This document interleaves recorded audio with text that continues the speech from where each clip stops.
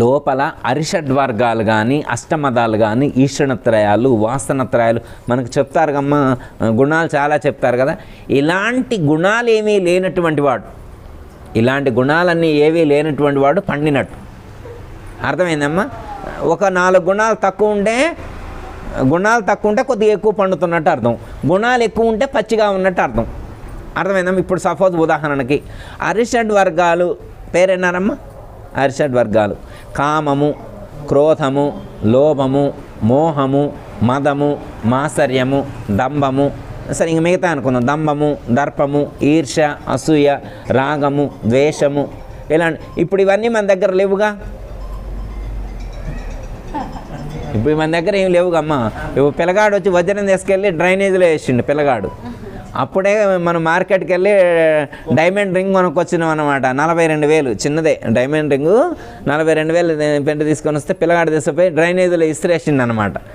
అయినా మనకి కోపం రాలేదు, ఎందుకంటే మనం భక్తులు, మహాజ్ఞానులు. ఓకే, అంటే ఏమండి గురువుగారు మొత్తం ఎవరైనా ఎత్తపోతుంటే చూస్తూ ఉండాలంటారు, రేపు దొంగోడు వచ్చి ఎత్తపోతున్నా కానీ చూస్తూ ఉండాలి. ఇది అమ్మవారిదే, ఇది మరి శ్రీకృష్ణ పరమాత్మకు సమర్పించను, పోచమ్మ అమ్మవారికి అమర్పించను, మరి వారి అకౌంట్లోది వారే చూసుకుంటారని మనం ఏమైనా అనుకోవాలా? అట్లా అనుకోగలమా? అంటే మనకు సాధ్యం కాదు, కానీ మహాత్ములకు సాధ్యమే. మహాత్ములు అలాంటి సర్వార్పణ భావంతో జీవిస్తారు. మీరు అమ్మగారు ఎప్పుడు చెప్తూనే ఉంటారు, మీకు చెప్పే ఉంటారు, మీరు వినే ఉంటారు. ఆయన ఒక ఎగ్జాంపుల్ అమ్మ. త్యాగరాజు విన్నారమ్మా పేరు? త్యాగరాజు ఏమైనా కీర్తనలు వచ్చామ్మా? అమ్మగారికి వచ్చే ఉంటాయి త్యాగరాజు కీర్తనలు. అంటే త్యాగరాజ స్వామి ఒకరోజు గాన కచేరీకి వెళ్తారమ్మా. అక్కడ మంచిగా సన్మానం ఆయన చేస్తారు. చేసిన తర్వాత అక్కడి నుంచి బయలుదేరి వస్తూ ఉంటే కాస్త ఆలస్యం అవుతుంది అనమాట. వీళ్ళు ఊరు రావడానికి కొంచెం దూరం ఉందన్నమాట. బండిలో ప్రయాణం చేస్తూ ఉన్నారు. రాత్రి 11 అట్లా అవుతుందన్నమాట. వస్తూ ఉంటే కొంతమంది దొంగల ముఠ ఆ బండి వెనక రావటం అనేటువంటిది గమనిస్తారు. అప్పుడు త్యాగరాజు స్వామి ఆ పక్కన వాళ్ళ దగ్గర శిష్యుల్ని పిలిచి, నాయన మన దగ్గర విలువైనటువంటి వస్తువులు ఏమి లేవు కదా, ఇంకెవరున్నారు? రాముడు ఉన్నాడు మన దగ్గర. ఎవరున్నారు?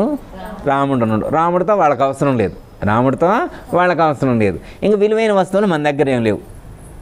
ఏం చేయగలదు? వచ్చారనుకో ఈ తులసిమాల, ఈ చిడతలు ఇది తీసుకొని పోతే ఇంకో జత కొనుక్కుందాం, దండగేముంది, మన దగ్గర అయితే డబ్బులేమి నగలేమి లేవుగా అంటాడు.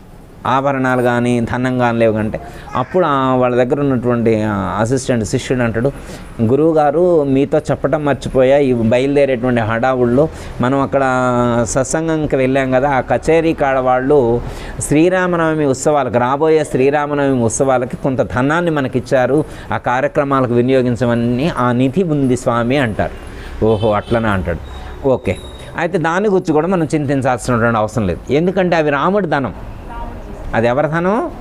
మన ధనం అయితే మనం ఫీల్ అవ్వాలి, రాముడి ధనం ఇప్పుడు ఆయన ధనం ఆయన కూడా కాపాడుకోలేడా? మనకు సంబంధం లేదు, ఆయన ధనం ఆయనే కాపాడుకుంటాడు. మనం ప్రశాంతంగా మన స్మరణ చేసుకుందాం అనుకుంటాం. ఇక వాళ్ళు స్మరణ చేసుకుంటూ బయలుదేరి వస్తూ ఉంటారు. వీళ్ళు వస్తూ ఉంటే వీళ్ళ ఊరు సమీపంలోకి వచ్చేసరికి ఆ దొంగల 4 వచ్చి త్యాగరాజస్వామి యొక్క పాదాల మీద పడతారు. త్యాగరాజస్వామి యొక్క పాదాల మీద పడి, స్వామి మమ్మల్ని క్షమించండి, మమ్మల్ని రక్షించండి, మమ్మల్ని 2 తరుముతున్నారు, మమ్మల్ని 2 బాణాలు పట్టుకొని తరుముతున్నారు. మేము ఊరిలో కచేరీ చేసినప్పుడు ఆయన గారు మీకు ధనం ఇచ్చారు కదా శ్రీరామనవమి ఉత్సవాలకి, అది మేము చూసినాం, అది కొట్టేద్దామని మేము స్టార్ట్ అయినాం. అక్కడ మేము అది కొట్టేద్దామని వస్తుంటే 2 వ్యక్తులు వచ్చి బాణాలు పట్టుకొని మమ్మల్ని, మేము ఎప్పుడైతే అడుగు ముందుకేస్తున్నామో వాళ్ళు బాణం వేస్తున్నారు, మేము వెనక్కిపోతున్నాం. వాళ్ళని చూడంగానే దండం పెట్టాలనిపిస్తుంది. బాణాలు వేసినా కానీ వాళ్ళని చూస్తే దండాలని పెట్టాలనిపిస్తుంది. అట్లా దండం పెడుతున్నాం. కనీసం అసలు మేము ఆ డబ్బులు కోసం కాకపోయినా కానీ ఆ వచ్చినటువంటి వాళ్ళని చూడటానికే వచ్చిన వేడదాకా, వాళ్ళని చూడంగానే ఒక విధమైనటువంటి ఆనందం, ఒక విధమైనటువంటి అనుభూతి కలుగుతుంది మాకు. అప్పుడు త్యాగరాజస్వామి గుర్తిస్తారన్నమాట. ఇది రాముడు ధనం కదా, తన ధనం కాపాడుకోవటం, తన యొక్క తమ్ముడు లక్ష్మణుడితో సహా వచ్చి తన ధనాన్ని తానే కాపాడుకున్నాడు అని చెప్పి ఒక విధమైనటువంటి ఆనందాన్ని వ్యక్తం చేస్తారు. చేసి వాళ్ళకి చెప్తారు, నాయనా మీ అదృష్టం పండింది, మీరు ఏ జన్మలో చేసిన పుణ్యఫలమో సాక్షాత్తు రామలక్ష్మణుల యొక్క దర్శన భాగ్యం కలిగింది. ఇంకానే మా భక్తులకి మాకే కలగలేదు అలాంటి దర్శన భాగ్యం, మీ జన్మ ధన్యమైంది పోండి అని చెప్తే అప్పుడు వాళ్ళు సంతోషించి, స్వామి పొరపాటు జరిగింది, ఇంకెప్పుడు మా జీవితం మొత్తంలో ఎప్పుడు మేము దొంగతనం చేయం, ఏదో ఒక కష్టం చేసుకుంటూ బ్రతుకుతామని చెప్పి అప్పుడు ఆ స్వామివారి త్యాగరాజు యొక్క ఆశీస్సులు తీసుకొని వాళ్ళు వెళ్ళటం అనేటువంటిది జరుగుతుంది అని చూడమ్మా. అంటే మనం సమర్పించిన తర్వాత మనం దానికోసం చూడాల్సిన అవసరం లేదు. మనం సమర్పించిన తర్వాత దాని మీద మనకు రైట్ ఎందుకు? రైట్ ఉంటే మనం ఆలోచించాలి, రైట్ ఉంటే మనం ఆలోచిస్తాం, రైట్ లేకపోతే ఇంకెందుకు ఆలోచిస్తాం? మీరు ఒక బ్రాహ్మణయ్య గారికి గోదానం చేశారు, బ్రాహ్మణయ్య గారికి గోదానం చేశారు. గోదానం చేసిన తర్వాత బ్రాహ్మణయ్య గారు తీసుకెళ్ళి వాళ్ళ ఇంటికాడ కట్టేసుకున్నాడు, వాళ్ళ ఇంటికాడ కట్టేసుకున్నారు. ఇప్పుడు ఆదర్శ నగర్ ఇక్కడ మన ఇల్లు అనుకోమ్మా, ఆ గోదానం చేసిన అయ్య గారిది సపోజ్ అక్కడ మహాదేవపురం కాలనీ, మహాదేవపురం కాలనీలో బ్రాహ్మణయ్య గారు ఉంటారు. ఆవును దేశపై అక్కడ వదిలిపెట్టొచ్చును. ఆవును దేశపై వదిలిపెట్టిన రోజు వీళ్ళే సేవ చేశారుగా, గోసేవ చేశారుగా. ఇప్పుడు పడుకున్నట్టు ఉండి మధ్యాహ్నం 2ంటికి ఎమ్మటే లేచినమాట, అట్లా పడుకొని ఎమ్మటే కళ్ళు తెరిచింది, ఎమ్మటే గోవు కాళ్ళలోకి వచ్చింది. అయ్యో మరి గురువుగారికి ఆవును సమర్పించవచ్చును, మరి గురువుగారు అసలే పూజా కార్యక్రమాల కోసం బిజీగా ఉంటారు, మరి సమర్పించినటువంటి గోవుకు కనీసం మధ్యాహ్నం పూట ఎప్పుడు మనం తౌడు పెడతాం, మరి కొబ్బరి పిట్టు పెడతాం, మరి మంచిగా కుడితి తాపిస్తాం, ఇవన్నీ మరి ఆయన చేపిస్తుండో లేదో అని చెప్పి ఓసారి చూసొద్దామని చెప్పి వెళ్ళి డోర్ కొట్టిండు. ఎవరు? అయ్యగారు. ఏంటి నాయన వచ్చిన అంటాడు, మధ్యాహ్నం దానికి ఇట్లా మేము ఫుడ్ పెట్టే ప్రాసెస్ ఉందండి, అవన్నీ మీరు అమలు చేస్తున్నారో లేదో ఒకసారి టెస్ట్ చేద్దామని చెప్పి వచ్చినవాడు. ఒక ఆయన గురువు గారికి కారు దానం చేసిండు, బ్రాహ్మణయ్య గారికి దానం చేసిండు. వాళ్ళ అబ్బాయికి మంచి ప్యాకేజీతో ఉద్యోగం వస్తే కారు కొనిస్తా అన్నాడు, స్విఫ్ట్ డిజైరు కారు కొనిస్తా అన్నాడు. ఉద్యోగం రాంగ్లోనే ఎమ్మటే తీసుకొచ్చి కారు గురువుగారింటి ముందు పెట్టిండు. గురువుగారు మీ దయ, కారు వచ్చింది, మా అబ్బాయికి ఉద్యోగం వచ్చింది, మీకు కారు వచ్చింది అన్నాడు. బాగానే ఉంది కదా, బాగానే ఉంది ఇంతవరకు. తర్వాత వాళ్ళ ఫ్రెండ్ వచ్చిండు రాత్రి 10ంటికి. వచ్చిన తర్వాత లేట్ అయింది, మరి గురువుగారికి సాయంత్రం పూట నువ్వు 4ంటప్పుడు ఏదో కారు గిఫ్ట్ ఇస్తాను, మరి దాన్ని మరి పిలిచినావు కదా, మరి ట్రైన్ లేట్ అయింది అందుకే లేట్గా వచ్చా అంటాడు. ఓకే, మరి గురువుగారు కారు ఇచ్చా చూడలేదు కదా, నువ్వు చూడాలి కదా అంటాడు. మరి రేపు పొద్దున్న చూద్దు, రేపు పొద్దున దాకా నేను ఉండను రా, ఇప్పుడు వెళ్తా అంటాడు.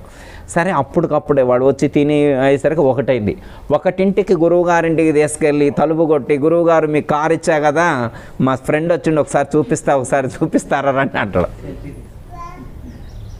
అంటే ఒక వస్తువు దానం చేసిన తర్వాత దాని మీద మనకి ఇంకా రైట్ ఉండదు. ఉంటుందా? హక్కు ఉంటుందా? అంటే ఒక వస్తువును దానం చేసిన తర్వాత దాని మీద మనకు ఎలాంటి ఆలోచన ఉండకూడదు, దాని మీద మనకి అటువైపు మన మనసు కదలకుండా ఉండేట్టుగా మనం జీవించగలగాలి. అలా మనం సమర్పించాలి. ఇప్పుడు ఏమి సమర్పించాం? అమ్మవారికి మనసును సమర్పించాం. అమ్మయ్య, మనసుని ఇప్పుడు మనసు ఎక్కడ తిరగాల? సమర్పించిన తర్వాత ఎక్కడ పెట్టిపోతారా? ఇంటికి తీసుకుపోతారా సమర్పించిన మనసుని?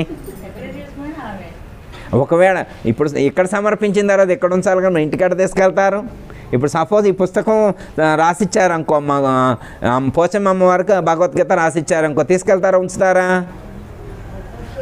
సపోజ్ ఆ గంట ఉంది అనుకో, గంట కొనుక్కొచ్చి అమ్మవారికి సమర్పించా అన్నారు, రోజు ఇంటికి తీసుకుపోయి మనం తీసుకొస్తామా? ఇక్కడే పెట్టిపోతాం కదా, గంట ఇక్కడే పెట్టిపోతాం కదా. మరి అట్లాగే ఇప్పుడు మీరు మనసు అమ్మవారికి ఇస్తే మేము వెళ్తా తీసుకెళ్తారా, ఇక్కడే ఉంచిపోతారా? మనసుని తీసుకెళ్తారా, ఉంచిపోతారా? రాధమ్మ గారు, అనిత గారు ఎమ్మటే చెప్తారు. మనసుని ఇచ్చిన తర్వాత మరి ఇచ్చినట్టు ఉండాలన్నారు, ఏదైనా ఇస్తే ఇచ్చినట్టు ఉండాలన్నారు. ఇప్పుడు ఇచ్చిన తర్వాత మళ్ళీ తీసుకెళ్తా అంటే ఎట్లా కుదురుద్ది? అది అంటే మనసును తీసుకువెళ్ళినా కానీ మనసులో అమ్మవారు తప్ప ఇంకెవరు ఉండకూడదు. మనసులో ఇంకెవరు ఉండాలా? అమ్మవారు తప్ప ఇంకెవరు ఉండకూడదు. మనసు అమ్మవారి యొక్క స్వరూపాన్ని పొందాలి. మనసు ఏ రూపాన్ని పొందాలి? అమ్మవారి యొక్క స్వరూపాన్ని పొందాలి. మనోకి జతువత్ అన్నారు. మనసుని కరిగించిన లక్కతో పోల్చారు. మనసుని ఎలా పోల్చారు? కరిగించిన లక్కతో పోల్చారు. కరిగించినటువంటి లక్కను ఏ మూసలో పోస్తే ఆ ఆకారాన్ని ధరించింది. ఏ మూసలో పోస్తే ఆ ఆకారాన్ని ధరించింది. అలాగే మన మనస్సును కూడా అమ్మవారి రూపంతో ధ్యానం చేస్తే, ప్రతి క్షణం అమ్మవారిని దాంట్లో నిలిపి ఉంచితే అమ్మవారి యొక్క స్వరూపాన్ని ధరించింది. అది అర్థమైందమ్మా? నిరంతరం అదే భావంలో ఉండాలి. మేమైతే ఒక పాట పాడతాం అన్నమాట. ఇప్పుడు మనసే మే రూపమాయేను సద్గురుదేవ, మనసే మే రూపమాయేను, మనసే మే రూపుదాల్చి మలినములేని దాయే, మనసే మే రూపుదాల్చి మలినములేని దాయే, అనిలము విడువక నేను మనమున వేడి కొలువ, మనసే మే రూపమాయేను సద్గురుదేవ, మనసే మే రూపమాయేను. మేమంటే గురువుగారు నన్ను అనుకో, ఇక్కడ పోచమ్మ అమ్మవారు, కృష్ణుడి రూపం, మనం రాముడి రూపం, అమ్మవారు ఏ రూపంతో అయినా మనం మనసు ఆ రూపాన్ని ధరించాలి. మనసు ఏ రూపాన్ని ధరించాలి? ఆ రూపాన్ని ధరించాలి. ఆ రూపాన్ని ధరించాలంటే ఆ భావంలో నింపి ఉంచాలి. మనసుని ఆ భావంలో నిలిచిపోవాలి. ఎట్లా అంటే అమ్మా, ఎగ్జాంపుల్ ఒకటి చెప్తాను. బొగ్గు ఉందనుకోమ్మా, బొగ్గు అగ్నిలో వేసినప్పుడు ఎలాంటి రూపాన్ని ధరించింది? ఎర్రగా మారింది. నలుపు కనిపిస్తుందా కొంచెమైనా? బొగ్గుని అగ్నితో సమ్మిళితం చేసినప్పుడు కొంచెమైనా కానీ నలుపు కనిపించదు. అవునా? బొగ్గు ఎలాగైతే అగ్నితో సంయోగం చెందినప్పుడు అగ్ని రూపాన్ని ధరించిందో, మన మనస్సు కూడా అమ్మ రూపంతో, అమ్మ భావనతో, అమ్మవారి యొక్క భావనతో మనం నింపినప్పుడు ఆ యొక్క స్వరూపాన్ని పొందుతుంది. ఆ యొక్క స్వరూపాన్ని పొందుతుంది. ఇంకప్పుడు అమ్మవారి యొక్క స్వరూపాన్ని పొందినటువంటి మనస్సులో ఇంకా మీకు ప్రపంచం కనిపించదు. మీకు ప్రపంచం కనిపించదు. ఎందుకంటే ఏ కళ్ళజోడు పెట్టుకొని చూస్తే లోకం ఆ రూపంతో కనపడుతుంది. ఇప్పుడు బ్లూ రంగు కళ్ళద్దాలు పెట్టుకొని చూసినాం అనుకో, ఎట్లా కనపడతారు? వీళ్ళందరూ ఎట్లా కనపడతారు? బ్లూ. అదే రెడ్ కలర్ కళ్ళజోడు పెట్టుకుంటే మరి వీళ్ళందరూ రెడ్ కలర్ డ్రెస్సులు వేసుకున్నారా? అట్లెందుకు కనపడతారు? వీళ్ళెవరు మారరాదు కదా, వీళ్ళెవరు మారలేదు. మరి ఎందుకు ఎర్ర కనపడుతున్నారు? కళ్ళజోడు మార్చుకుంటే చాలు అమ్మాయి. అట్లాంటి కళ్ళజోడు పెట్టుకుంటే చాలు. ఒక కళ్ళజోడు మార్చుకుంటే ప్రపంచం మొత్తాన్ని మార్చాల్సిన అవసరం లేదమ్మా. ప్రపంచం మొత్తాన్ని మార్చాల్సినటువంటి అవసరం లేదు. కళ్ళజోడు మార్చుకుంటే చాలు అమ్మయ్య. ఇదొకటి అర్థమైంది. ఏమర్థమైంది? కళ్ళజోడు మార్చుకుంటే చాలని అర్థమైంది. ప్రపంచాన్ని మార్చక్కర్లేదు, కళ్ళజోడు మార్చితే చాలని మనకు అర్థమైంది. ఓకే, అర్థమైంది. ఇప్పుడు మార్చుకోరాదని మిమ్మల్ని ఎవరు వద్దన్నారు? ఇప్పుడు అమ్మవారికి సంబంధించిన కళ్ళజోడు పెట్టుకుందాం అనుకున్నాం కదా. ఎలాంటి కళ్ళజోడు పెట్టుకోవాలా? అమ్మవారికి సంబంధించినటువంటి కళ్ళజోడు పెట్టుకోవాలి.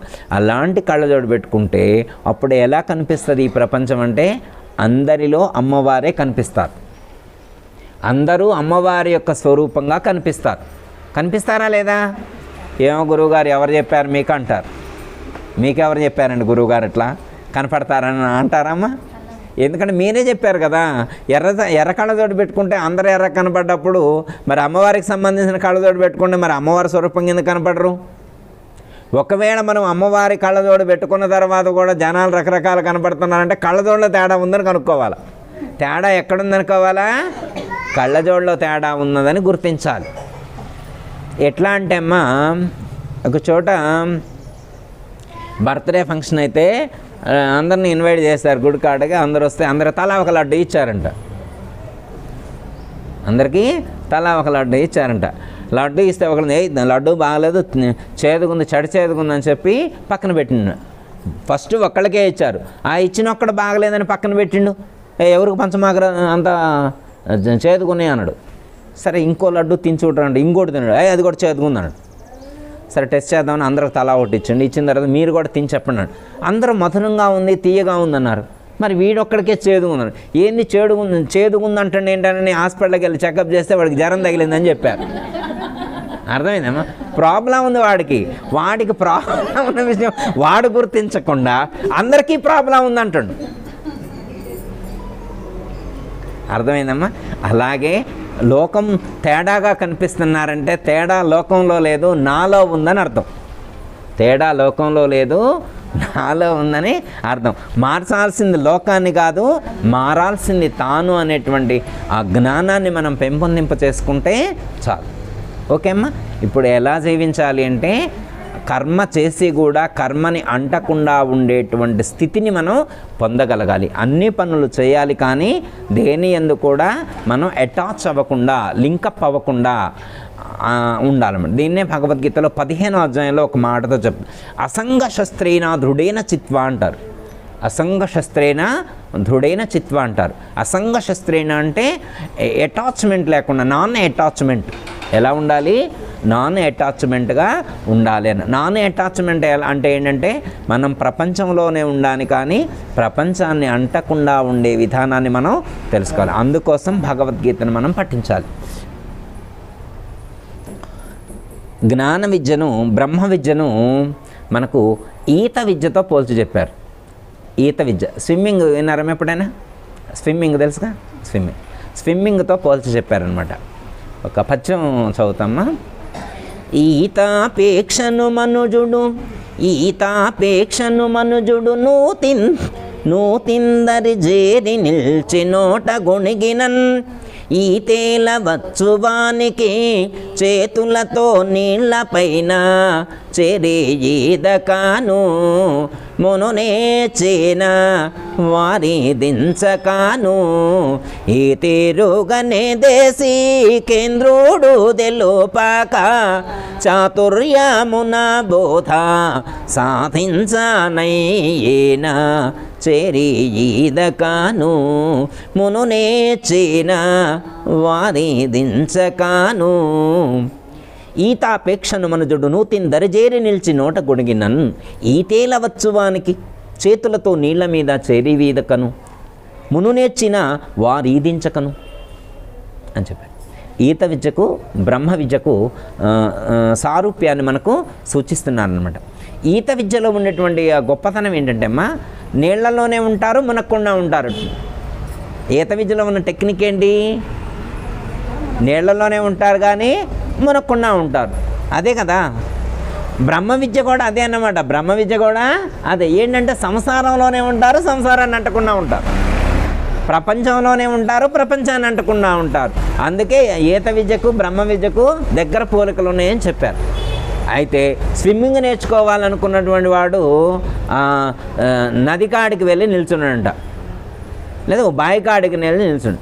ఈత ఈత ఈత ఈత అని మంత్రం చదువు. ఓం ఈతాయ నమః, ఓం ఈతాయ నమః, ఓం ఈతాయ నమః, ఓం ఈతాయ నమః మంత్రం చదువుతున్నాడు. మరి ఈత వచ్చిద్దా?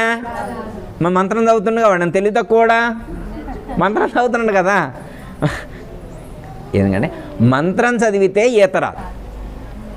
మంత్రం ఎంతవరకు పనిచేస్తుందంటే ఒడ్డు వరకు చేర్చిద్ది. మంత్రం ఎంతవరకు తీసుకెళ్తుంది? ఒడ్డు వరకు చేర్చిద్ది. అక్కడికి వెళ్ళిన తర్వాత ఏం చేయాలంటే అక్కడ మాస్టర్ ఉంటాడు.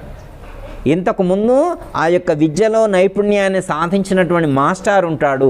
అతని దగ్గరకు వెళ్ళి, అయ్యా నేను కూడా నీళ్లలోనే ఉండి మునగకుండా ఉండేటువంటి విద్య నేర్చుకోవడానికి వచ్చా, నాకు కొంచెం నేర్పండి అంటే అప్పుడు ఆయన దానికి సంబంధించినటువంటి టెక్నిక్స్ చెప్పి, నాయన ఈ విధంగా చేస్తే నువ్వు నీళ్లలోనే ఉంటావు కానీ మునగకుండా ఉంటావు అని గైడ్ చేయటం అనేటువంటిది జరిగింది. ఓకే, అర్థమైందిగా అమ్మ? ఇప్పుడు మనం ఏం చేయాలి? ఈత విద్య లాంటి బ్రహ్మ విద్యను అధ్యయనం చేస్తున్నాం. భగవద్గీతలో శ్రీకృష్ణ పరమాత్మ చెప్పినటువంటి బ్రహ్మ విద్యను అభ్యసిస్తున్నామండి. ఇది మామూలు విషయమా? అర్థమైందమ్మా? ఎంతో అపారమైనటువంటి సాధన చేసినటువంటి కనులకే అర్థం కానటువంటి రహస్యాలు భగవద్గీతలో శ్రీకృష్ణ పరమాత్మ పొందుపరిచారమ్మా. అది వారి యొక్క అనుగ్రహంతో మనకు తెలియాలి తప్ప మనం ఏదో తెలుసుకోవాలనుకుంటే తెలిసేది కాదు. మనకి అర్హత వచ్చినప్పుడు వారు ఆ జ్ఞానాన్ని మనకు అందిస్తారు. దాన్ని తెలుసుకొని మనం ఆచరించేటువంటి ప్రయత్నం చేయాలి. ఇప్పుడు ఎలాంటి విద్య గురించి చెప్తున్నారు? బ్రహ్మ విద్య. విద్య యొక్క గొప్పదనం ఏంటంటే ప్రపంచంలోనే ఉండాలి కానీ ప్రపంచాన్ని అంటకుండా ఉండాలి. ఇది టెక్నిక్. బ్రహ్మ విద్యలో ఉన్నటువంటి గొప్పదనం, ఆ మెలకువ ఏంటంటే ప్రపంచంలోనే ఉండాలి కానీ ప్రపంచాన్ని అంటకుండా ఉండాలి, సంసారంలోనే ఉండాలి కానీ సంసారాన్ని అంటకుండా ఉండాలి అంటే ఏంటంటే వైరాగ్య భావంతో జీవించగలగాలి, లేకపోతే యథార్థ జ్ఞానంతో జీవించగలగాలి. యథార్థ జ్ఞానం ఉండాలా, వైరాగ్య భావం ఉండాలి. ఈ రెండు ఎవరికైతే సమకూరుతాయో, జ్ఞానము వైరాగ్యము ఈ రెండు ఎవరికైతే సిద్ధిస్తాయో వాళ్ళు మాత్రమే ఆ మార్గంలో నడవగలుగుతారు. జ్ఞానం లోపించినా తిరగలేరు, వైరాగ్యం లోపించినా తిరగలేదు. జ్ఞానము ఉండాలా, వైరాగ్యం ఉండాలి. జ్ఞాన వైరాగ్యముల చేత మాత్రమే సాధకుడు లక్ష్యాన్ని చేరుకోగలుగుతాడు అని చెప్పారు. జ్ఞానంతో కూడిన వైరాగ్యం కావాలి. వైరాగ్యంతో కూడిన జ్ఞానం అంత ఎక్కువ కాలం నిలబడదు. అర్థమైందమ్మా? ఆధ్యాత్మిక మార్గంలో జ్ఞానంతో కూడిన వైరాగ్యం స్థిరమై ఉంటుంది అన్నమాట, చివరి వరకు తీసుకువెళ్తుంది. అదే వైరాగ్యంతో కూడినటువంటి జ్ఞానం తాత్కాలికమైనటువంటిది, అది టెంపరీ. ఎలాంటిది? వైరాగ్యంతో కూడిన జ్ఞానం ఎలాంటిది? టెంపరీ అనమాట, లాస్ట్ వరకు నిలవనీయదనమాట. ఎగ్జాంపుల్ ఒకటి చెప్పనమ్మా, వైరాగ్యంతో కూడిన జ్ఞానం ఎలా ఉంటుంది అనేదానికి ఎగ్జాంపుల్.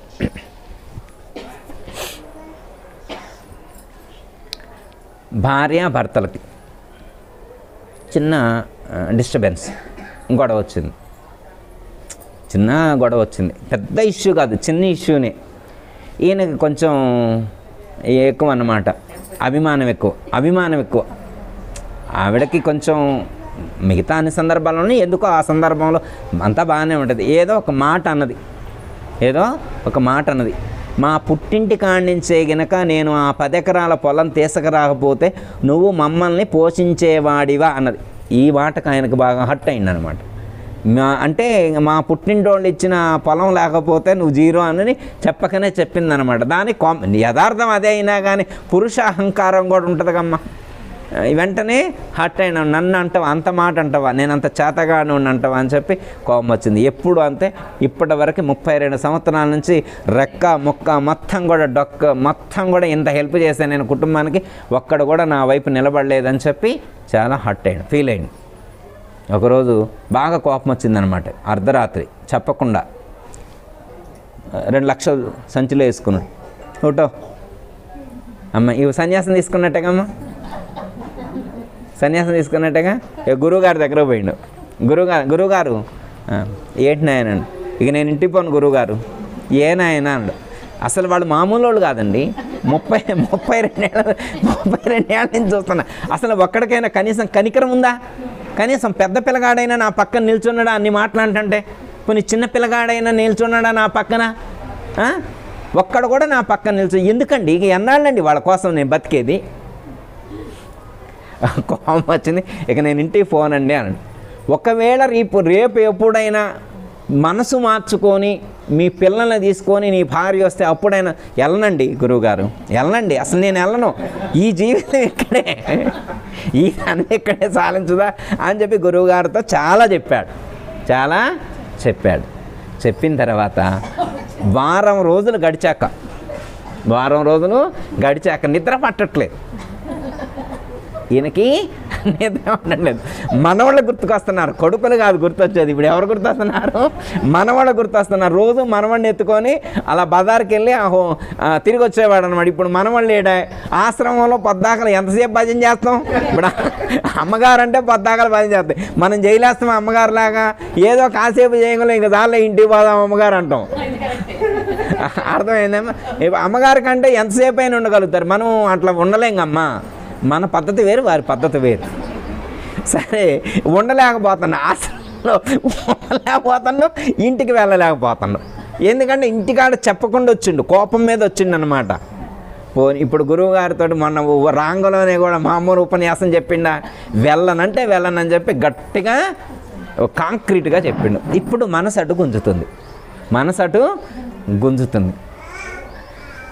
తర్వాత 9వ రోజున గురువుగారి దగ్గర ఆయన భర్త ఉన్నాడని గుర్తించి భార్య పిల్లల్ని తీసుకొని వచ్చి అక్కడ గురువుగారి దగ్గరకు వచ్చి నమస్కారం చేసుకొచ్చింది. అయ్యా మరి ఇట్లా పొరపాటు జరిగింది అని.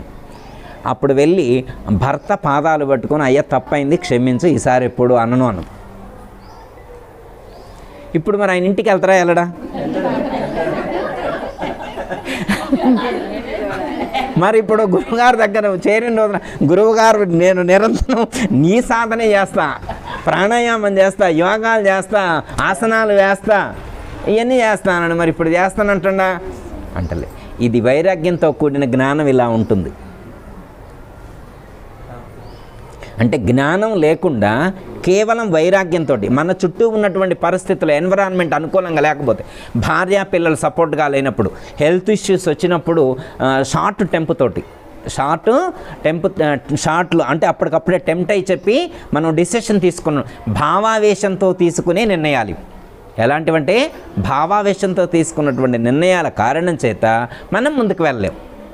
ఏదో వెళ్ళినట్టు వెళ్తాం కానీ ఎక్కువసేపు అక్కడ నిలవలేమన్నమాట. భావావేశంతో వెళ్తే ఎక్కువసేపు నిలవలేమన్నారు. ఎలాంటి వైరాగ్యం కావాలన్నారు ఇక్కడ మనకి భగవద్గీతలో కానీ శాస్త్రంలో కానీ ఎలాంటి వైరాగ్యం కావాలనంట అంటే జ్ఞానంతో కూడిన వైరాగ్యం, వివేకంతో కూడిన వైరాగ్యం కావాలంట. జ్ఞానంతో కూడిన వైరాగ్యం ఎలా ఉంటుంది అంటే ఏది నిత్యమో ఏది అనిత్యమో తెలుసుకోగలుగుతాడు, ఏది సత్యమో ఏది అసత్యమో తెలుసుకోగలుగుతాడు, ఏది శాశ్వతమో ఏది అశాశ్వతమో తెలుసుకోగలుగుతాడు. ఇప్పుడు ఏది నిత్యమో ఏది అనిత్యమో తెలుసుకున్న తర్వాత కూడా దేనికి ఓటేస్తాడు? అంతేకమ్మా. ఎంత అంటే తెలివి గల వాళ్ళు చేసే పని ఇది ఎవరు చేస్తారు? అందరికీ చెప్పరం, అందరికీ చెప్తున్నారు. ఈ భగవద్గీతలో తెలివి గల వాళ్ళకు మాత్రమే చెప్పేటువంటి జ్ఞానం ఇది. మనకెంత తెలివి ఉందో మనం ఒకసారి టెస్ట్ చేసుకోవచ్చు. మనం సపోజు ఒక షాప్ కాడికి వెళ్ళాం, రిలయన్స్ మార్ట్కి వెళ్ళామనుకోమ్మా, మనం టీవీ కొనాలనుకున్నాం. మనం టీవీ ఒకటి మంచిది కొనాలనుకున్నాం.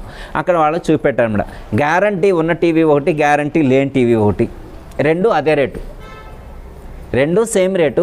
ఒకటి వెంటనే చెడిపోయిద్ది అన్నారు, ఒకటి అసలు చెడిపోదన్నారు. ఎల్లకాలం అలాగే ఉంటుంది అన్నారు. ఇవాళ తీసుకెళ్తే దాదాపు ఒక 50 సంవత్సరాల వరకు కూడా అసలు రిపేర్ రాదు, ఏమీ రాదు, వస్తే రీప్లేస్ చేస్తా అన్నారు. వేరే టీవీ టు టీవీ రీప్లేస్ చేస్తా అన్నారు. ఒకటి ఇది తీసుకెళ్ళిన తర్వాత ఎమ్మటే కూడా చెడిపోయే అవకాశం ఉంది అని చెప్పారు. అర్థమైందమ్మా? లేదా వారం రోజులకైనా చెడిపోవచ్చు, నెల రోజులకైనా చెడిపోవచ్చు, సంవత్సరానికైనా చెడిపోవచ్చు. అలాంటి టీవీ ఒకటి ఉంది, ఇలాంటి టీవీ ఒకటి ఉందన్నమాట. తెలివి గల వాళ్ళు ఎలాంటి టీవీ తీసుకుంటారు? గ్యారంటీ గ్యారంటీ లేని దానికి ఎవరు తీసుకోరుగా అమ్మా? గ్యారంటీ లేని దానికి ఎవరు దాన్ని కావాలని కోరుకోరుగా? గ్యారంటీ లేని దాంతో ఫ్రెండ్షిప్ చేయాలని ఎవరు అనుకుంటారు? అంతేకమ్మా. తెలివి గలవాడు గ్యారంటీ ఉన్నదాంతో, తెలివి తక్కువవాడు గ్యారంటీ లేని చెడిపోయే దాంతో. అర్థమైందమ్మా? అలాగే ఈ శరీరంలో కూడా రెండు వస్తువులు ఉన్నాయి. ఒకటి నశించే శరీరం ఉంది, నశించని ఆత్మ ఉంది. ఏమున్నాయి? నశించే శరీరం ఉంది, నశించని ఆత్మ ఉంది. ఇప్పుడు మనం నశించే శరీరానికి ఎక్కువ టైం స్పెండ్ చేస్తామా, నశించని ఆత్మ కోసం ఎక్కువ స్పెండ్ చేస్తామా? కదా, నశించని ఆత్మ కోసమే కదా. అయితే మీరు రోజుకి ఎన్ని గంటలు ధ్యానం చేస్తున్నారు, ఎన్ని గంటలు మిగతా దానికి ట్రై చేస్తున్నారు? నశించని ఆత్మ కోసం దాదాపు ఒక 12 గంటలు చేస్తారేమో నేను అనుకుంటున్నా ధ్యానం. 24 గంటలు మనకి టైం ఇచ్చింది. ఎన్ని గంటలు? 24 గంటలు. డే 12, నైట్ 12 అన్నారు అనుకోమ్మా. పోనీ నైట్ వదిలేద్దాం, డే 12 అవర్స్ తీసుకున్నాం అనుకోమ్మా. 6 అవర్స్ శరీరం పోషించుకోవడం కోసం, 6 అవర్స్ మెడిటేషన్ చేద్దాం, ధ్యానం చేద్దాం, ఆత్మ కోసం ట్రై చేద్దాం. అదే కదా మనం చేసేది. 50-50 అనుకుంటే అమ్మా. ఓ అదెందుకమ్మా అట్లా? మరి ఇప్పుడు అనుకున్నాం కదా, గ్యారంటీ దాన్నే పట్టుకుందాం అనుకున్నాం కదా. అర్థమైందమ్మా? ఆత్మ అనేటువంటిది గ్యారంటీ, అది నేను కాదు ఇచ్చింది, పరమాత్మ గ్యారంటీ ఇచ్చారు. ఆత్మకి ఎవరు గ్యారంటీ ఇచ్చారు? పరమాత్మ ఆత్మకు గ్యారంటీ ఇచ్చారు. అది నశించదు అని చెప్పారు. ఎట్లా చెప్పారు? నహన్యతే హన్యమానే శరీరే, నహన్యతే హన్యమానే శరీరే. నశించే శరీరంలోనే ఉందట అది. ఓ అమ్మ గురువు గారు అది ఎక్కడుందో మరి? ఆ కొండలు ఎక్కలేము, గుట్టలు ఎక్కలేము, హిమాలయ పర్వతాల్లోకి వెళ్ళాలంట, మరి ఆ మానస సరోవరం దాడి పోవాలంటే, ఏదో శంబల్ నగర్ పోవాలంటే, ఇవన్నీ మా వల్ల అయ్యేది కాదని అంటానికి ఏమన్నా అదేమన్నా క్రిటికల్గా ఉందా? అదేమన్నా మనకు అందని దూరంలో ఉందా? మన బాడీలోనే ఉండే. దానికోసం నువ్వు ఏమాత్రం రిస్క్ చేయాల్సిన అవసరం లేదు. గురువుగారు దూరంలో లేదు, అది నీకు అత్యంత సమీపంలో ఉందని చెప్పారు. పరమాత్మ ఎంత సమీపంలో ఉన్నాడని చెప్పారు? ఎంత సమీపం అని చెప్తే నీ శ్వాస కంటే నీకు దగ్గరగా ఉన్నారని చెప్పారు. దేనికి దగ్గరగా ఉన్నారమ్మా? శ్వాస కంటే దగ్గరగా ఉన్నారంట, మనస్సు కంటే దగ్గరగా ఉన్నారట. మనసు కంటే దగ్గరగా ఉండటం ఏంటి గురువుగారు, శ్వాస కంటే దగ్గరగా ఉండటం ఏంటి, ఇట్లుంటారా అంటే అది నువ్వే అయి ఉన్నావని అర్థం. ఆ స్వరూపము నీవే అయి ఉన్నావు అని అర్థం. అంటే ఎవరు చెప్పారు గురువుగారు, మీరు చెబితే నేను నమ్ముతున్నా అంటాం. మళ్ళీ నేను ఆత్మ నేనే అంటే నేను నమ్ముతున్నా అంటామమ్మ మనం. నేను చెప్పింది నమ్మక్కలేదు, కానీ భగవద్గీతలో పరమాత్మ 15వ అధ్యాయంలో చెప్తారు, మమై వంశ జీవలోకే జీవభూత సనాతన అని చెప్పారు. నా యొక్క అంశయ్యే సమస్త ప్రాణులన్నింటి ఎందుకు కూడా ఉన్నది అని చెప్పారు. ఇంకా పరమాత్మ చెప్పిన దాన్ని కూడా విన్నాడు, నేనేం చేయలేదు. అర్థమైందమ్మా? నేను చెప్తే నమ్మదు, కానీ పరమాత్మ చెప్పారు కాబట్టి నమ్మాలి. ఎందుకంటే అమ్మ, పరమాత్మకు అబద్ధం చెప్పవలసిన అవసరం లేదు, ఎవరినో ఇన్ఫ్లుయెన్స్ చేయాల్సినటువంటి అవసరం లేదు. పరమాత్మకు ఎవరినో ఇన్ఫ్లుయెన్స్ చేయాల్సినటువంటి అవసరం లేదు. ఎవరి మెప్పో పొందడం కోసం ఆయన ఏమీ చెప్పాల్సిన అవసరం లేదమ్మా. ఇక లోకంలో ఉన్నటువంటి వాళ్ళు ఏమన్నా వాళ్ళ మెప్పు వీళ్ళ మెప్పు పొందడం కోసం ఏమన్నా రకరకాలుగా ప్రవర్తించవచ్చు, కానీ పరమాత్మ ఎప్పుడు కూడా అలా చెప్పరు. స్థిరమైనటువంటి జ్ఞానాన్ని మనకు అందిస్తారు. పరమాత్మ యొక్క స్వరూపమే మనము అనేటువంటి సత్యాన్ని మనకు బోధ చేస్తున్నారు. అర్థమైనా? ఒక్క పద్యం చెప్పి కంక్లూడ్ అమ్మ, ఒక పద్యం చెప్పి కంక్లూడ్. ఈ శ్లోకం ఉంటే తర్వాత నెక్స్ట్ చూసుకుందాం. ఇంతకుముందు కూడా చెప్పుంటే అయినా మళ్ళీ ఒకసారి గుర్తు చేస్తాం. పద్యం మీకు వచ్చే ఉంటుందమ్మా, మళ్ళీ ఒకసారి గుర్తు చేస్తా. వెన్న చేతబట్టి వచ్చమ్మా, చిన్నప్పుడు 3వ తరగతిలో నేర్చుకున్నాను నేనైతే. వెన్న చేతబట్టి వివరంబు తెలియక ఘృతము కోరునట్టి అతని భంగి, ఘృతము కోరునట్టి అతని భంగి, తాను దైవమయ్యుండి దైవంబు వెదకురా విశ్వదాభిరామ వినురవేమ. గూగుల్లో కొట్టిన వేమన పద్యాలంటే ఎమ్మటే వస్తాం. ఇది ఒకసారి ఇంటికి వెళ్ళాక కూడా రివ్యూ చేయండి అమ్మ, మీరు కూడా గుర్తుంచుకోండి. వెన్న చేతబట్టి వివరంబు తెలియక ఘృతము కోరునట్టి అతని భంగి, తాను దైవమయ్యుండి దైవంబు వెదకురా విశ్వదాభిరామ వినురవేమ. కొత్తగా వచ్చింది కోడలు గారు, కాపురానికి కొత్తగా వచ్చింది. ఇంటికాడ సుకుమారంగా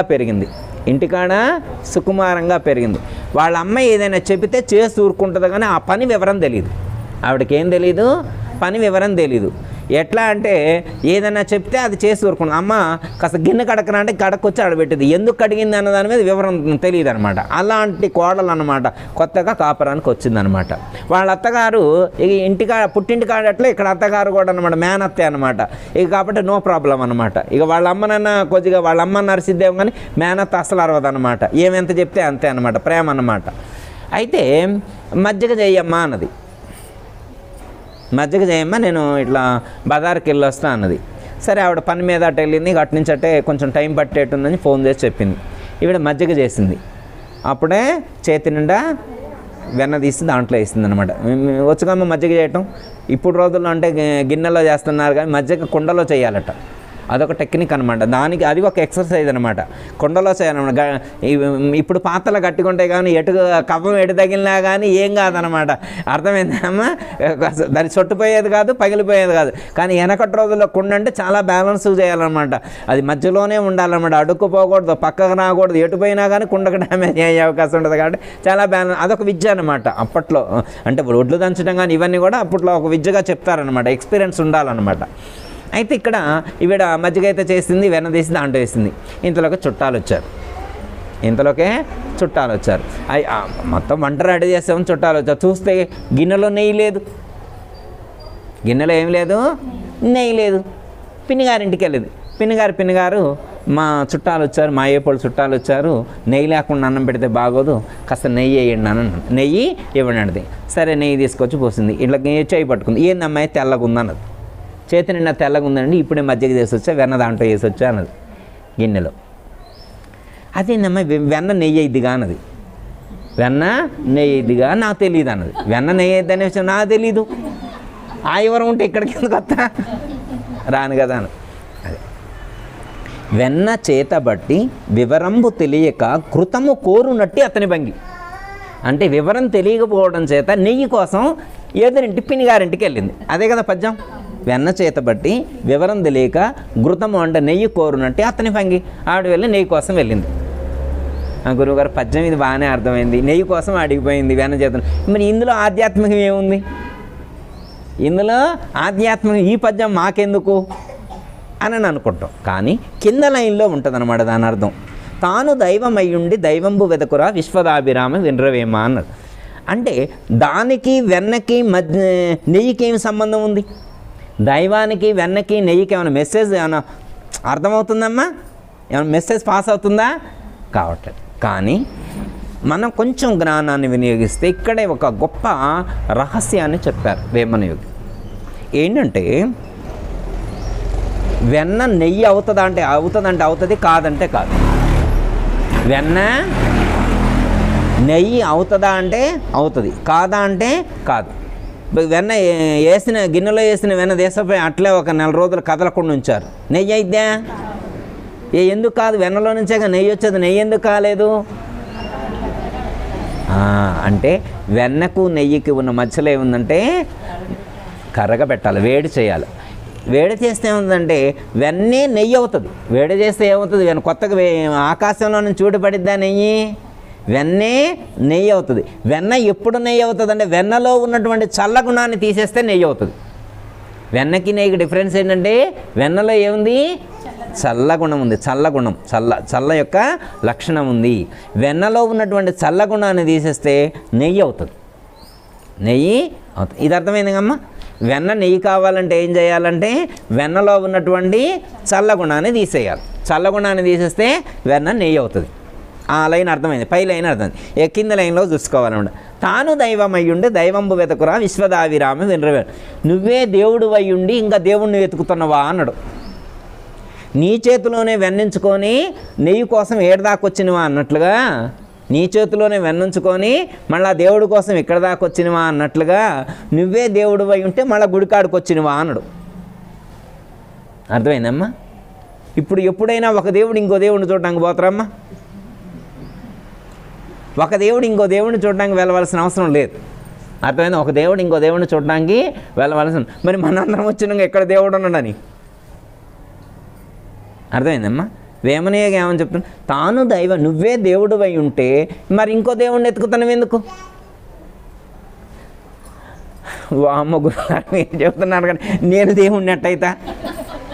ఇప్పుడు ఆయన పద్యంలో రాసిండు నువ్వు దేవుడు అని అన్నాడు అంటే అవుతామా? దేవుడు అని ఆయన రాస్తే మాత్రం మనం అవుతామమ్మా? ఇప్పుడు భగవద్గీతలో కూడా రాస్తున్నాం అనుకో, మరి రాస్తే అవుతామా? ఎప్పుడవుతామంటే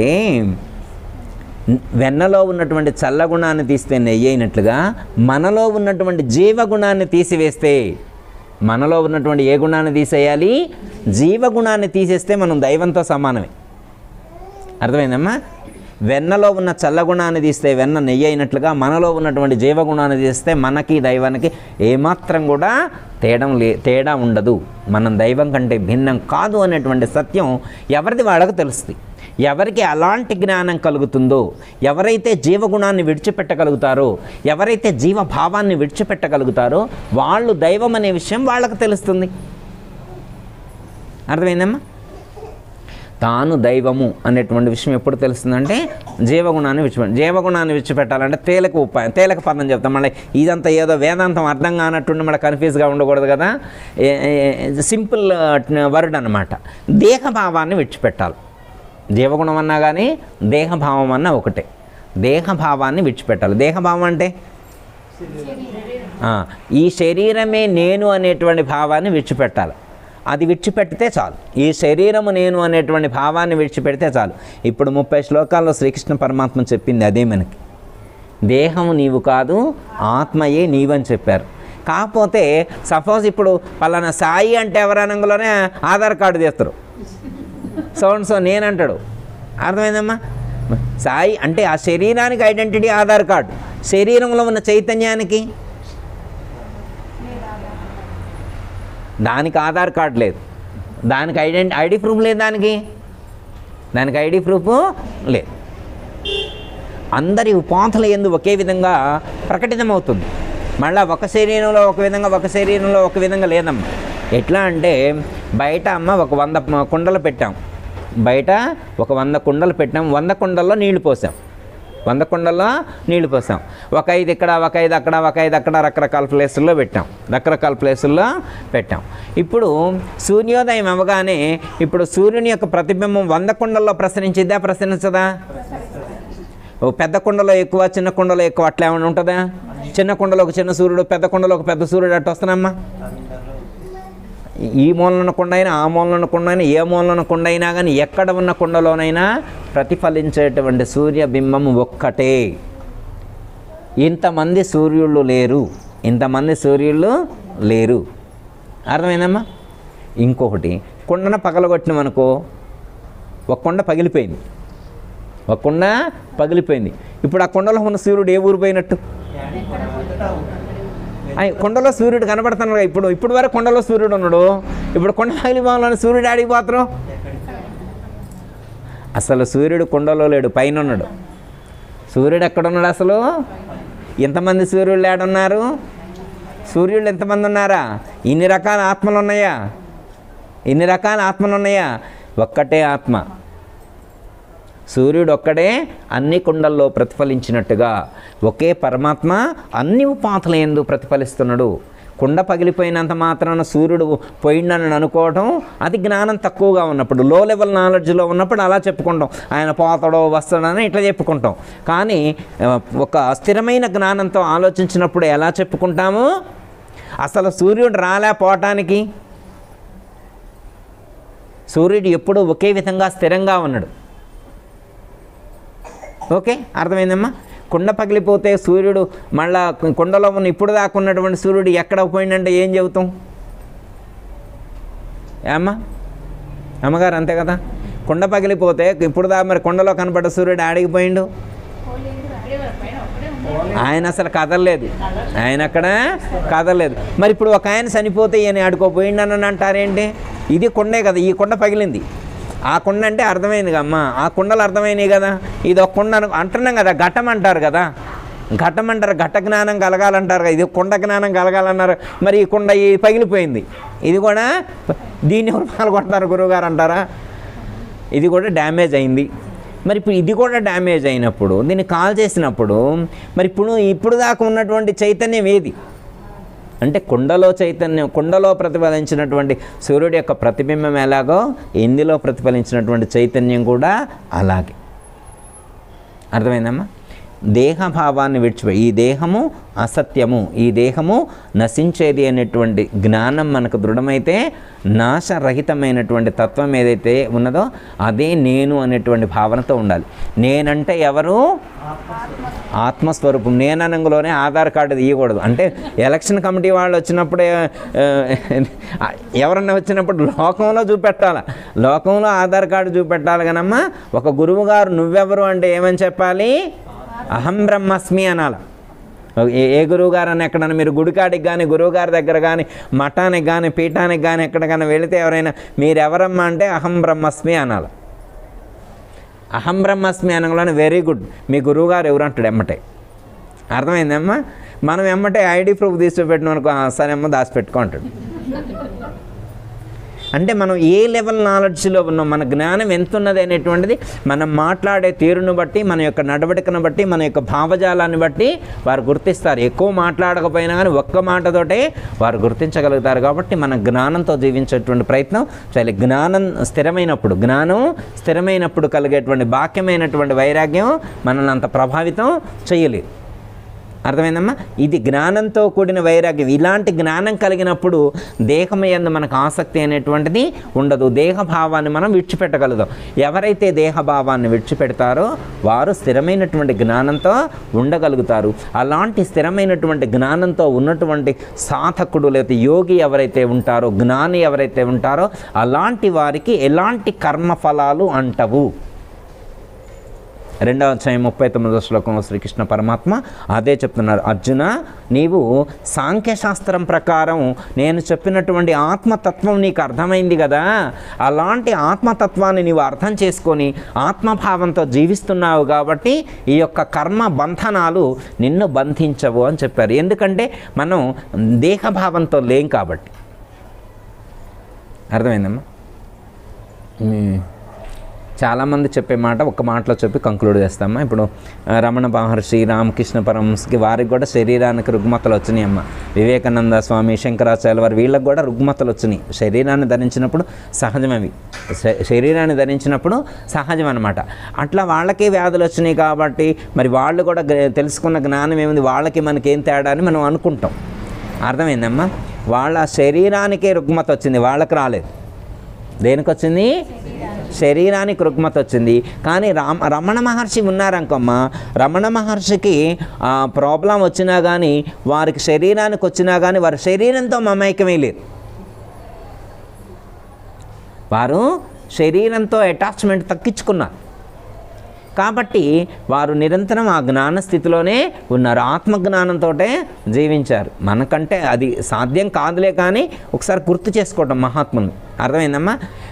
కర్మ అనేటువంటిది శరీర సంబంధమైనటువంటిది.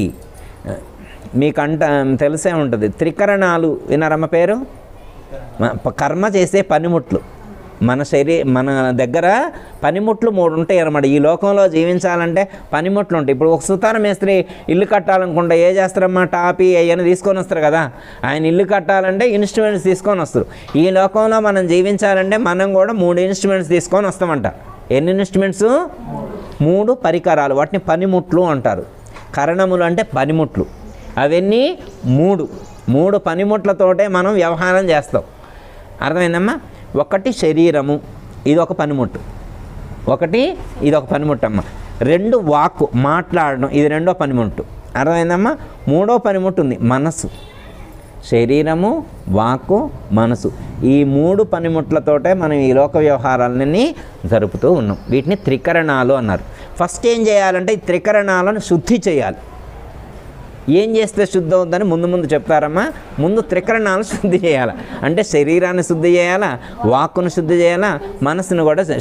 మనోవాక్కాయ శరీరములు, మనోవాక్కాయ ఇవే త్రికరణాలు అనమాట. అవి శుద్ధి చేయాలన్నమాట.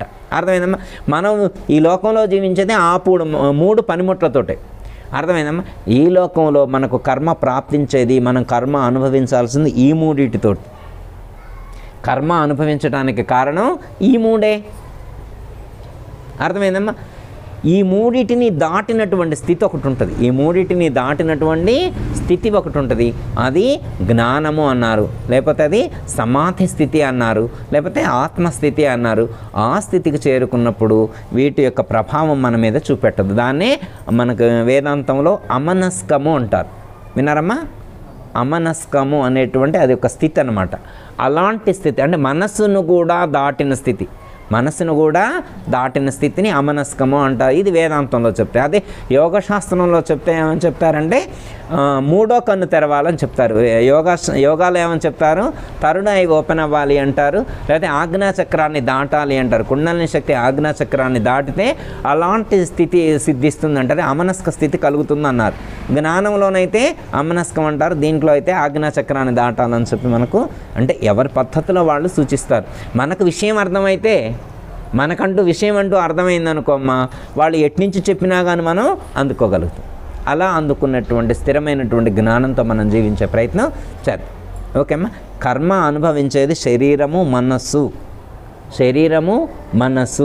అంతేకాని వాటి పైన ఉన్నటువంటి ఆత్మకు కర్మ లేదు. సపోజ్ ఉదాహరణకి ఇంట్లో అమ్మ కింది ఫ్లోర్లో స్మెల్ వస్తుంది అనుకోమ్మ, డ్రైనేజ్ ప్రాబ్లం ఉంది, కింద ఫ్లోర్లో స్మెల్ వస్తుంది. మనం 7th ఫ్లోర్లో ఉన్నామనుకోమ్మ, 7th ఫ్లోర్లో ఉన్నామనుకో, వాసన వస్తుందే అంతా? 7th ఫ్లోర్లో ఉంటే వాసన రాదు. ఆ ప్రాబ్లం అంతా కింది ఫ్లోర్లోనే, లో లెవెల్లోనే ప్రాబ్లం అంతా. పై లెవెల్కి వెళ్ళిన తర్వాత ప్రాబ్లమే లేదు. అర్థమైంది? అందుకని యోగ సాధన చేస్తే సహస్రార చక్రానికి చేరుకోవాలి, అక్కడ ఉన్నటువంటి పరమాత్మతో మమేకం కావాలి. ఒకవేళ జ్ఞాన సాధన చేస్తే సర్వంలో ఆ యొక్క అమ్మవారి యొక్క స్వరూపాన్ని చూసేటువంటి ప్రయత్నం చేద్దాం. మనసులో అమ్మవారిని నింపుకుంటే అంతా అమ్మవారే కనిపిస్తారు. అందరూ అమ్మవారిలాగానే కనిపిస్తారు. అప్పుడు తీసుకునే వాళ్ళలో అమ్మవారే ఉంటారు, ఇచ్చే వాళ్ళలో అమ్మవారే ఉంటారు, తినే దాంట్లో అమ్మవారే ఉంటారు, చూసే దాంట్లో అమ్మవారే ఉంటారు. ఇంకప్పుడు నువ్వెక్కడున్నావు? అప్పుడు మనం లేవు. ఎవరున్నారు? అమ్మవారే ఉన్నారు. ఇక అమ్మవారే ఉన్నప్పుడు నువ్వు ఉంటేగా కర్మ చేయటానికి, నువ్వే లేవు. అర్థమైందమ్మా? నన్ను నేను సమర్పించుకోవటం అంటే నేను లేను అనేటువంటి స్థితిలో జీవించేటువంటి ప్రయత్నం చేయాలి. అలా చేసినప్పుడు మనకు ఆ స్థితిని పొందేటువంటి అవకాశం ఉంటుంది. అలాంటి స్థితిని సిద్ధింప చేయమని చెప్పి శ్రీకృష్ణ పరమాత్మను అమ్మవారిని ప్రార్థిస్తూ సెలవు. జయతల సద్గురు ప్రభు మహారాజుకు జయ. శ్రీకృష్ణ పరమాత్మకు, గీతా మాతాకు, పోచమ్మ అమ్మవారికి, జయతల సద్గురు ప్రభు మహారాజుకు అందరికీ జయ గురు.